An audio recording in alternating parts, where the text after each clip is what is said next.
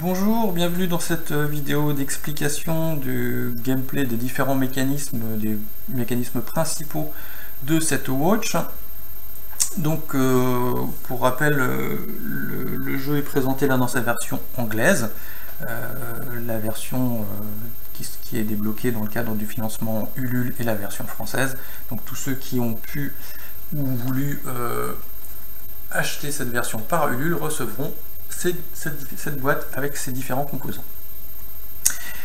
Donc, un tour de jeu, comment est-ce que ça se déroule? Tout d'abord, tous les joueurs vont prendre leurs dés et les lancer. Un tour de jeu commence toujours comme ça. Il faut savoir qu'à la fin d'un tour de jeu précédent, on aura révélé la carte lieu qui va être le lieu en cours pour ce tour. Donc, on lance les dés et hop, on les met sur les fiches personnages ou à proximité des fiches personnages. Donc c'était ici comme ça plutôt. Hop, hop, hop, hop. J'avais comme ça. Voilà. Donc la première décision à prendre pour le groupe est de choisir un héros, un aventurier qui va se rendre au campement pour effectuer ses actions. Dans la situation qui est évoqué, qui est présenté là, il y aurait un intérêt pour qu'il y ait deux personnages qui se rendent au campement. Le nain, parce qu'il a un 6 et que c'est une action intéressante sur laquelle je reviendrai plus tard. Et puis le clerc qui est lui aussi intéressant parce qu'il peut soigner assez facilement les autres aventuriers. Vu que le nain a ma foi, un résultat de dés qui est relativement intéressant, un 5, un 6 et un 8, je préfère qu'il reste à combattre, et je vais donc décider d'envoyer le clerc pour ce tour de jeu, s'occuper du feu de camp. Alors, qu'est-ce que le clerc va pouvoir faire avec son 5, son 2 et son deuxième 5? Voilà. Donc il y a plusieurs actions qui sont disponibles au feu de camp. La première ici est de couper du bois. Donc il y a 3 emplacements différents sur lesquels on va pouvoir poser n'importe quel nombre de dés, comme on le souhaite, pour effectuer cette action. À chaque fois qu'on posera un dé sur cette action, on augmentera de 2 le niveau de feu. Avec l'intérêt, comme je l'expliquais dans la vidéo précédente, c'est que le cercle d'intensité du feu permet de dévoiler plus de cartes créatures qui devront être combattues après. Au début d'un tour de jeu, ces cartes-là ne sont pas dévoilées. Je les ai juste posées dans la vidéo précédente. Normalement, elles sont cachées. Donc gardez en tête que ces cartes, normalement, ne sont pas dévoilées. Elles sont dévoilées après les actions faites sur ce plateau campement. Pardon. La deuxième action possible est le soin. Mais elle requiert un 6 naturel, c'est-à-dire un 6 obtenu à son résultat, pour pouvoir être utilisé. Ou sinon on ne peut pas le faire. Il faut savoir que quand un héros va venir au campement, la première chose à faire c'est de rafraîchir une de ses cartes capacités. Comme je l'ai montré dans la vidéo précédente, chaque personnage va avoir 3 cartes capacités qui vont être posées sur sa fiche de personnage, et au début du jeu, une carte capacité est placée face grisée.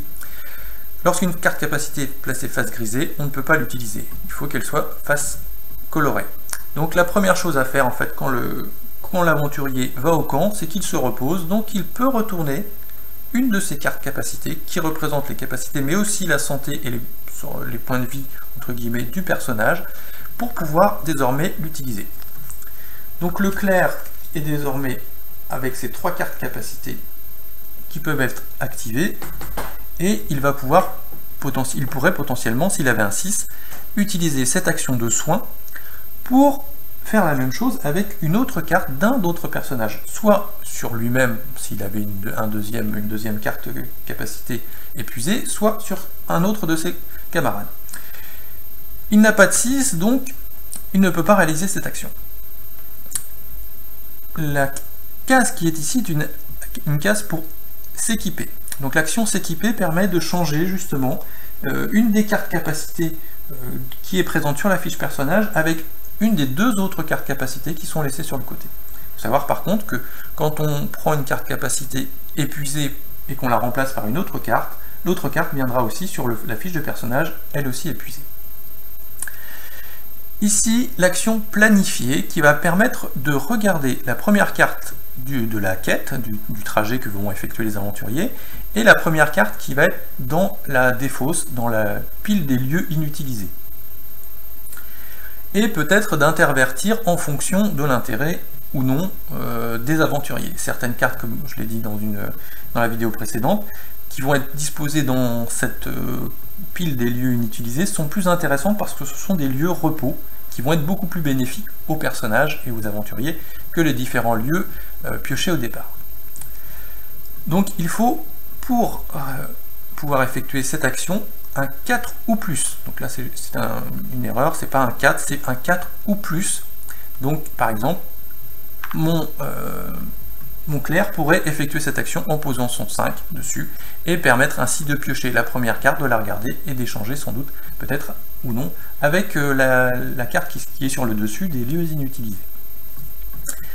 La dernière action possible sur ce petit plateau ici est l'observer. C'est l'observation qui va permettre d'explorer les cartes de la pile créatures qui sont là. Donc comme je vous ai dit, normalement ces cartes-là ne sont pas présentes. C'était pour la vidéo précédente. Comme ces cartes normalement ne sont pas présentes, le fait de réaliser cette action observer va permettre de piocher deux cartes, de vérifier voilà, de quel type de créature il s'agit, et de réarranger au-dessus ou au-dessous de la pile ces deux cartes. Donc par exemple, là j'ai pioché un ours, qui est pas très méchant, et une horde de zombies, qui est par contre beaucoup plus délicate à affronter. Donc dans ce cas-là, je pourrais très bien décider de placer la horde de zombies dessous, et de placer l'ours par-dessus. Donc je sais pertinemment que la première carte qui sera dévoilée ici, qui sera posée et donc dévoilée ensuite, sera un ours. Ce qui facilite un petit peu les choses. Hop.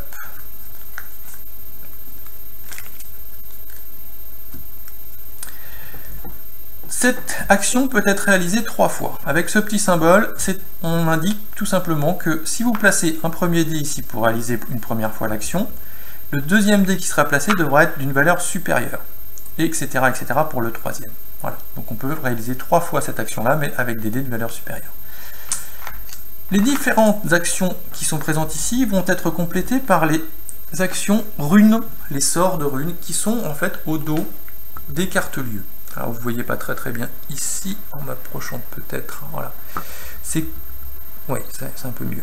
Donc ces 3 actions sont sceller, vaincre et soutenir. En anglais, ça ne donne pas la même chose. Donc, ces 3 actions vont permettre, si et seulement si le personnage qui est au campement a des doubles ou des triples, ces 3 actions vont permettre de poser les doubles sur 1 ou 2 ou 3 de ces résultats. L'action soutenir, par exemple, permet de faire relancer les dés aux autres personnages. L'action sceller permet d'aller chercher un damné dans le cimetière et puis de le remettre sur la pile de créatures damnées qui est ici, ce qui fait que la pioche, le cimetière est la défausse de cartes créatures qui va venir, en gros s'amonceler. Après, quand on les a tués, ils arrivent dans le cimetière. S'il y a un damné dedans, ça veut dire un grand méchant, par exemple cette liche, hop, si elle est là-dedans, je vais pouvoir aller la rechercher et la remettre dans cette pile-là. L'intérêt est que, une fois que cette pile de cartes est épuisée, on va mélanger le cimetière pour reformer une nouvelle pile de cartes. Donc, potentiellement, on va retrouver cette liche si on n'a pas pu l'enlever de ce cimetière. La dernière action permet de détruire une créature. Tout simplement, vaincre permet de détruire la créature qui est sur le dessus de la pile horde qui est là. Donc ça permet de diminuer la pile de créatures que les aventuriers devront affronter à la fin de la partie. Dernière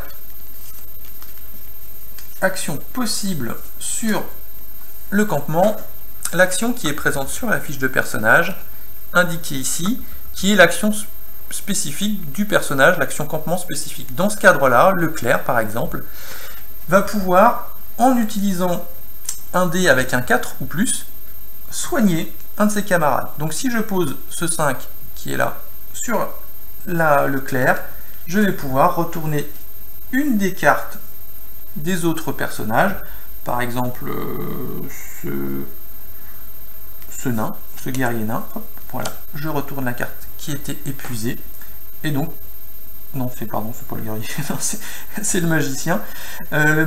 Donc ces 3 cartes capacité deviennent maintenant valides pour affronter les créatures qui vont arriver dans le tour de jeu. Donc ça, c'est la première partie d'un tour de jeu. On choisit d'abord qui va faire les actions au campement, et le personnage qui est sur le campement ne pourra pas participer au combat par la suite. Les autres personnages vont être les sentinelles qui vont devoir garder le campement et combattre. Ici vous voyez des petits pions qui sont les pions repos que l'on va placer sur la fiche de personnage à chaque fois que on va au campement. Il faut savoir qu'il y a 9 tours de jeu. Chaque personnage doit aller au campement 2 fois, c'est une obligation, donc une première fois et une deuxième fois, chaque face indique un petit 1 ou un petit 2, et le pion doit être placé sur la carte de personnage, et on tient le calcul comme ça, en fonction du nombre de fois où le personnage a pu aller au campement. Le dernier tour de jeu, le 9e, se déroule dans le lieu final, et dans ce lieu final, tous les personnages vont aller combattre la horde et les créatures qui y approchent. Donc, hop, je vais maintenant vous présenter la deuxième partie du tour de jeu, qui est l'affrontement et le combat avec les créatures. Donc comme je vous l'ai dit, on va placer un certain nombre de cartes dans la rangée en fonction du numéro qui est indiqué ici. Donc là, le chiffre, le 7, ça veut dire qu'on va placer 7 cartes. Donc je vais les placer comme ça, normalement ils sont tous dans la même rangée. Et on va dévoiler une par une les cartes en fonction de l'intensité du feu. Par exemple, au début du jeu, on commence à 7, on peut aussi lancer un D8 pour plus de difficulté, mais dans une partie normale, on commence à 7, ce qui permet de dévoiler 2 cartes. Donc dans ce cas, on est dans une partie normale, hop, on va dévoiler les 2 premières cartes. Donc ici, ça commence pas très bien, parce qu'on a dévoilé un dragon. Et le dragon a un pouvoir de première position qui est indiqué sur sa carte. Donc on va, une fois qu'il est dévoilé, on résout directement ce pouvoir de première position parce que le dragon est en première position, c'est-à-dire la position la plus proche du campement. Il faut savoir qu'il y a une première et une deuxième position, sur laquelle je reviendrai un peu plus tard en termes de portée d'attaque, mais en première position, certaines créatures ont des pouvoirs de première position, et dans ce cas-là, on le résout automatiquement quand la créature arrive en première position. Et là, elle est dévoilée en première position. Donc dans ce cas-là, il va obliger un personnage à épuiser une carte capacité, ce qui est vraiment pas très sympa. Donc je vais retourner la carte qui avait été soignée tout à l'heure, par exemple. Et je retourne la deuxième, et il y a un modificateur de -3 à l'intensité du feu, ce qui fait qu'on recule 3 ici. Voilà, donc comme on a reculé et que chaque capacité est résolue l'une après l'autre, j'allais retourner la deuxième carte, mais en fait je ne peux pas parce que l'intensité entre ces deux icônes là doit être et de 1, permet une vision de 1 entre guillemets, donc on va pouvoir retourner que la première carte lors de cette première partie. Voilà, donc ça c'est le début. Ensuite, une fois que on a tout ça, il va falloir maintenant combattre. Donc le combat peut être effectué de deux façons, en utilisant des capacités ou en faisant des attaques directes avec nos dés. Les dés donc vont pouvoir être utilisés tout simplement en les posant sur une créature. Donc là, la créature a 12 de points de vie, de points de vigueur. Donc si je place un 5 par exemple, il va falloir que je place un 7 aussi pour réussir à le tuer. Donc là, j'ai un 5 qui est visible, c'est le 5 du magicien. Ici, qui est un peu moins visible, c'est un 7 qui est un dé qui est utilisé par le ranger, la ranger elfe, l'archer elfe dans la version française. Donc par exemple, dans ce cas-là, je réussirai à tuer ce dragon. Donc ces dés après sont placés sur la fiche de personnage dans l'emplacement qui est prévu pour les dés utilisés. Et je défausserai cette carte dans le cimetière. Et donc je continuerai et je retournerai la deuxième carte, par exemple ici. Bon, comme c'est très bien mélangé, que le jeu est tout neuf, on retrouve un deuxième dragon. Hop, on va dire que le jeu a été un peu mieux mélangé, et on va dévoiler une autre carte. Cette bête déchue a elle aussi un pouvoir de première position qui doit être résolu automatiquement vu que l'on a révélé cette carte. Donc cette bête déchue impose de piocher une autre carte et la placer devant la bête. Donc hop, on va faire de la place pour une nouvelle carte qui est piochée ici, pour cette ent. Alors l'intérêt, là, on voit que l'ent, quand il est éliminé, donne un bonus à son feu. C'est un homme arbre, donc c'est un peu normal, on va aller le coller dans le feu une fois qu'on l'a tué. Voilà, ça va faire des plus jolies flammes. Donc cette créature a été dévoilée, donc on ne la remasque pas, elle reste dévoilée pour le reste du tour. Donc maintenant je vais pouvoir utiliser aussi des capacités pour réussir à détruire ces créatures. Comment je vais faire? Donc tout simplement, je vais prendre un dé de n'importe quelle valeur et je vais le placer sur la carte capacité. Par exemple, si j'utilise ce Shock Bolt du sorcier, qui me permet d'éliminer une créature de 8 ou moins en vie. Donc par exemple, là c'est pas le bon exemple, parce qu'il n'y a pas de créature de 8 ou moins en vie, mais imaginons que j'ai retrouvé tout à l'heure cet aigle. Si cet aigle était la première carte, je pourrais très bien utiliser mon pouvoir de ma capacité Shock Bolt pour directement détruire cet aigle parce que ses points de vie sont de moins de 8.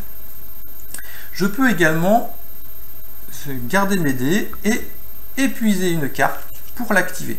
Hop, je retourne une carte face grisée, je vais déclencher son effet, par contre, elle ne sera plus utilisable pour le reste du tour de jeu et pour le tour suivant, à moins que ce personnage ne puisse soit aller au campement, soit être soigné pour pouvoir retourner la carte. Donc ça, ce sont les deux façons d'utiliser une carte capacité. Alors, je ne vous ai pas parlé par contre lors des attaques directes, de la première à la deuxième position. Certains personnages, je vais montrer pour ce faire, hop, le mage. Certains personnages ont des attaques à distance. Ce petit symbole indique que le personnage du mage peut attaquer à distance, et c'est-à-dire qu'il peut attaquer des créatures jusqu'à la deuxième position. Le nain, le guerrier nain, par contre, lui a un symbole qui est un symbole d'épée croisée, qui ne lui permet que d'attaquer la créature en première position avec ses attaques directes. Là, on parle bien des attaques directes parce que les compétences, les capacités peuvent attaquer n'importe quelle carte de la rangée, le plus généralement quand elles sont dévoilées, mais certaines cartes permettent d'attaquer aussi des créatures qui ne sont pas encore révélées. Si on prend par exemple l'exemple de l'archère, elle a cette capacité qui est indiquée ici, qui est tir à longue portée, qui permet d'éliminer une carte non révélée. Une carte non révélée, c'est une carte face cachée. Donc je pourrais très bien utiliser ce 3 qui est là, et le positionner sur cette carte pour détruire une de ces cartes qui ne sont pas révélées. Donc par exemple, prenons celle-ci, ça tombe bien, c'était le dragon que j'ai repositionné tout à l'heure. Voilà, donc ça on va utiliser un 3 pour éliminer un monstre avec 11 points de vigueur. Donc c'est quand même plutôt intéressant comme coup. Certaines capacités vous permettent, par exemple, si ce dragon était là, de retourner une carte pour la positionner en fin, ou voilà, donc de manipuler cette rangée. Et l'intérêt va être ensuite après de pouvoir combiner les effets. Si vous avez une capacité qui vous permet de retourner cette carte et de la placer à un autre endroit dans la rangée, derrière vous avez l'archère qui va pouvoir activer sa compétence de tir de longue portée et l'éliminer, hop, sans qu'elle ne puisse faire de dégâts. Voilà. Donc vous avez un certain nombre de capacités qui vont être différentes selon les personnages. Le magicien, le sorcier, lui a des capacités assez puissantes. Elles vont lui permettre de changer par exemple une carte du cimetière avec une carte présente ici par exemple. cette capacité s'appelle polymorphe. Si vous devez affronter une bête déchue avec 10 vigueur, il faut peut-être mieux l'enlever et mettre à la place un aigle avec 3 points de vie par exemple. Voilà, c'est quand même beaucoup plus facile à éliminer. Globalement, j'y reviendrai après peut-être dans une autre vidéo. Globalement, chaque personnage qui a des dés qui sont plutôt des dés à 6 faces, donc avec un potentiel de résultat moins important, va avoir pour compenser des capacités qui vont permettre d'éliminer soit directement, soit de faire des gros dégâts des créatures, soit de faire des gros dégâts directement aux créatures, sans avoir forcément besoin de hauts résultats sur ces dés. Ceux qui ont des dés à 8 faces vont plutôt avoir des compétences de combat, d'attaque directe. Ce nain, par exemple, le nain qui peut attaquer que la première créature, a malgré tout une hache de jet qu'il peut lancer, et donc il va pouvoir viser la deuxième carte, la carte en deuxième position, par exemple, de la rangée, et lui infliger 8 points de dommage. Le clerc, lui, va plutôt être spécialisé donc dans les morts-vivants, soit le repositionnement des morts-vivants, soit l'élimination directe des morts-vivants, ce qui peut être assez intéressant parce qu'il y a dans cette pioche de cartes, il y a des zombies, des squelettes, des vampires, chaque fois en double exemplaire, donc sur à peu près 30 cartes, il y a 6 cartes quand même qui sont des morts-vivants, ce qui n'est pas inutile d'avoir une capacité qui permet de les détruire directement. Voilà, donc voilà très rapidement expliqué comment fonctionnent les différentes actions. Il faut savoir que donc on va placer nos dés, ou on va faire des attaques directes pour éliminer les créatures. Quand on élimine une créature, hop, on fait avancer la ligne, on retourne ou non en fonction de l'intensité pour rapprocher les créatures qui se mettent en deuxième, troisième position en fonction de l'intensité du feu. Il faut savoir également que si à la fin du tour du jeu, vous avez utilisé toutes vos actions ou vous ne souhaitez plus effectuer d'action parce que vous avez utilisé tous vos dés et que vous ne souhaitez pas épuiser de cartes capacité pour éliminer les dernières cartes présentes, à ce moment-là, les cartes encore ici valides vont attaquer le groupe, les sentinelles qui sont au combat. Chaque créature faisant un nombre de dégâts variant de 1 à 3. Les créatures les plus faibles faisant 1 point de dégâts.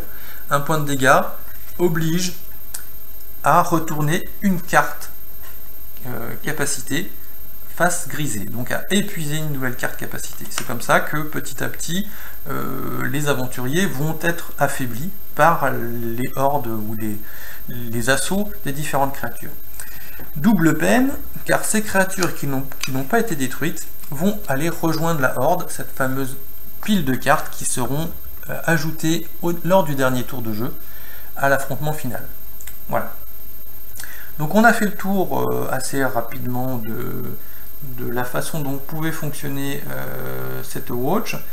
Ce que je vous propose, c'est dans une prochaine vidéo, on fera un tour complet, donc et puis peut-être même plus qu'un tour si le cœur m'en dit. Et donc pour vous présenter un petit peu les différentes combinaisons ou les différents types d'attaques que l'on va pouvoir effectuer dans ce jeu. Mais là, globalement, vous avez une bonne explication de comment fonctionnent les différents mécanismes de jeu. Je mettrai en ligne prochainement sur le site Ulule la description de tous les personnages avec leurs capacités pour que vous voyez un petit peu mieux comment est-ce que ça peut fonctionner aussi en fonction de ça.